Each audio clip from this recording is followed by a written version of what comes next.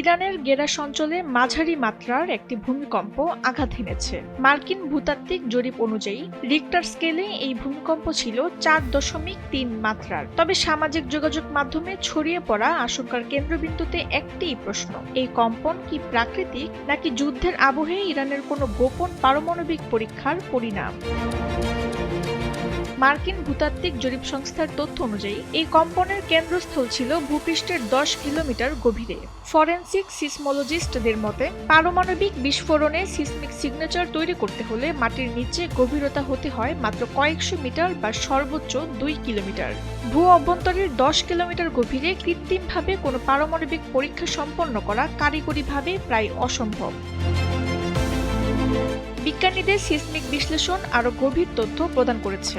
সিসমোগ্রাফে ধারণকৃত তরঙ্গে পি এবং এস উভয় প্রকার সিসমিক ওয়েভ পরিলক্ষিত হয়েছে, যা মূলত টেকটোনিক প্লেটের স্থানান্তরের বৈশিষ্ট্য। এই অঞ্চলে 2015 এবং 2018 সালেও ঠিক একই স্থানে এবং একই মাত্রার ভূকম্পন রেকর্ড করেছিল কম্প্রিহেনসিভ নিউক্লিয়ার টেস্ট বান ট্রিটি অর্গানাইজেশন। এটি প্রমাণ করে গেরাস অঞ্চলটি দীর্ঘকাল ধরে সিসমিকভাবে অত্যন্ত সক্রিয়।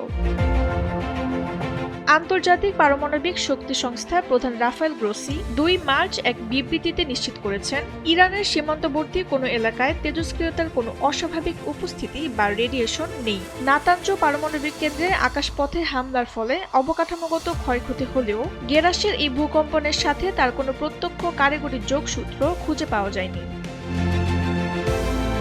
তাসনিম হোসেন লিয়া, সময়ের আলো।